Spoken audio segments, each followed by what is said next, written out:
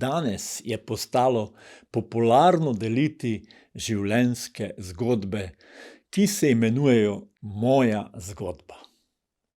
Lahko poslušamo različne uspešne zgodbe, ki so nam v spodbudo in navdih. Vsi si želimo, da bi bili v življenju uspešni in da bi nam bilo lepo. Zato so nam dobre zgodbe prava spodbuda, da bi tudi nam uspelo. Želim govoriti o zgodbi vseh zgodb. Ko je minila sobota, so Marija Magdalena, Marija Jakobova mati in Saloma kupile dišav, da bi ga šle mazilit. Prvi dan tedna so šle k grobu navsezgodaj, ko je sonce vzšlo. Med seboj so govorile, kdo nam bo odvalil kamen od vhoda v grob.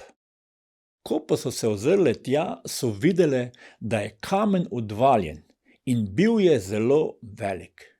Stopile so v grob in zagledale mladeniča, ki je sedel na desni strani, ogrnjen z belim oblačilom.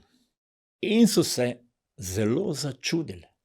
On pa jim je rekel, ne čudite se, Jezusa iščete Nazarečana, križanega. Bil je obujen, ni ga tukaj. Poglejte kraj, kamor so ga položili. Toda pojdite in povejte njegovim učencem in Petru, pred vami pojde v Galilejo, tam ga boste videli, kakor vam je rekel.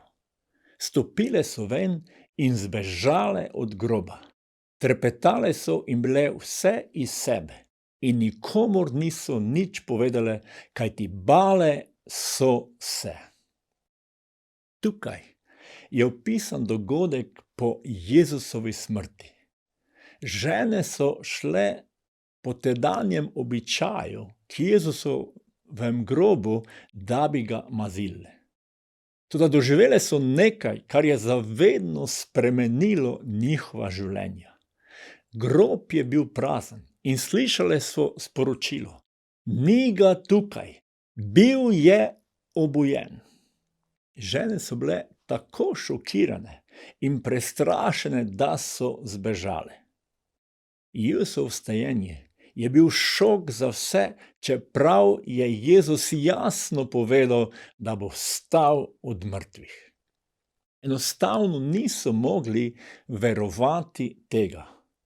Ko je prvi dan tedna navsezgodaj vstal, se je najprej prikazal Mariji Magdaleni, iz katere je izgnal 7 demonov.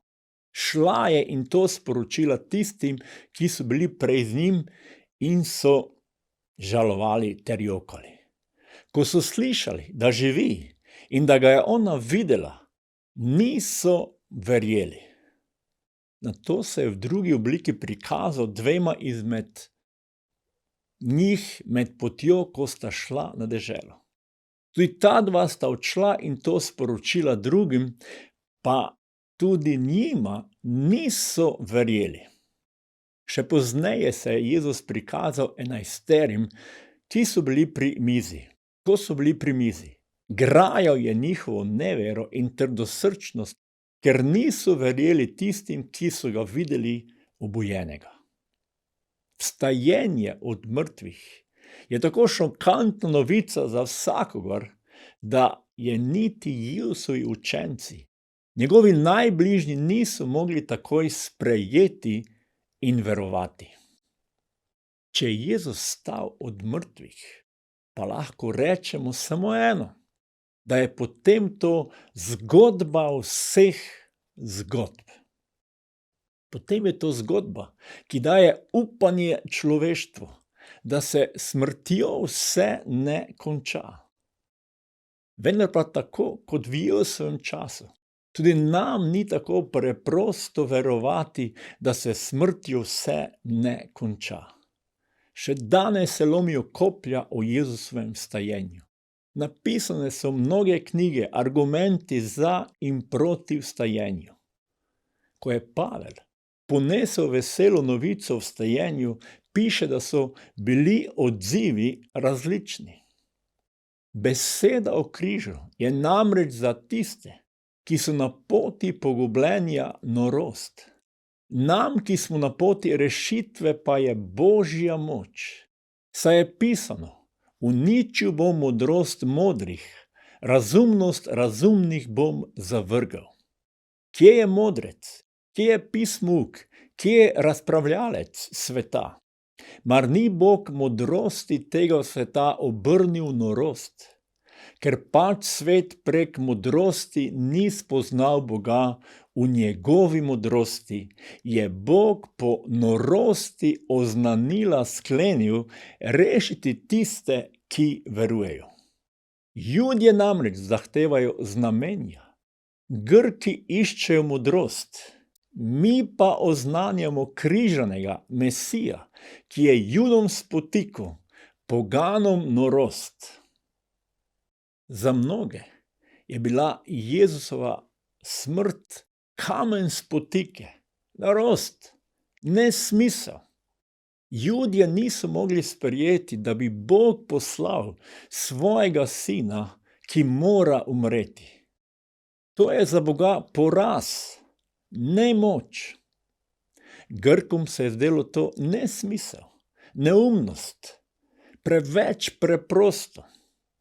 Pavel pa je dejal, da je beseda o križu razodetje Božje moči za tiste, ki so na poti rešitve.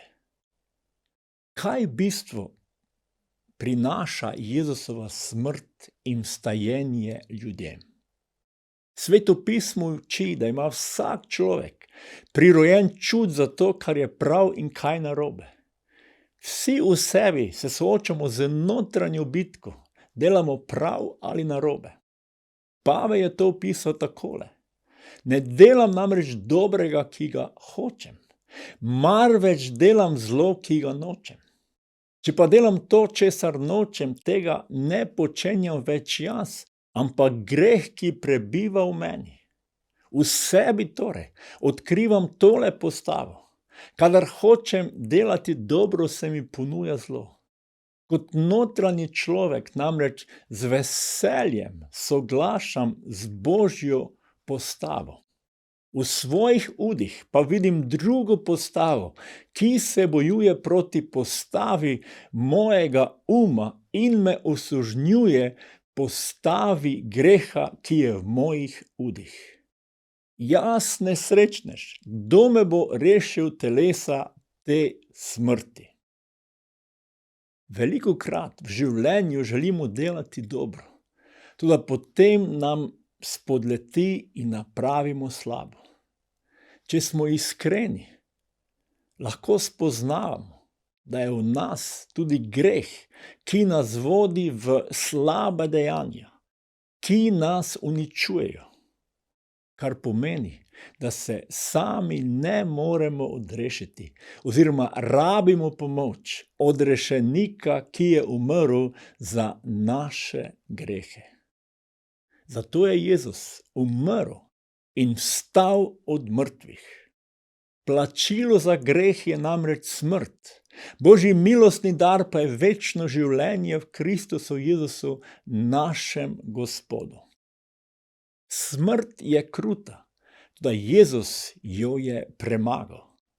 Greh je povzročil smrt, toda Jezus je svojo pravičnostjo premagal greh. Smrt je premagana. Jezus je vstal od mrtvih. Vsak, ki prosi Boga, da mu to resnico razodene in sprejme jo za svojega odrešenika, ima večno življenje. To je zgodba vseh zgodb. Smo pripravljeni sprejeti to zgodbo in odpreti svoje srce Bogu. Dovolimo, da nam On razodene to resnico.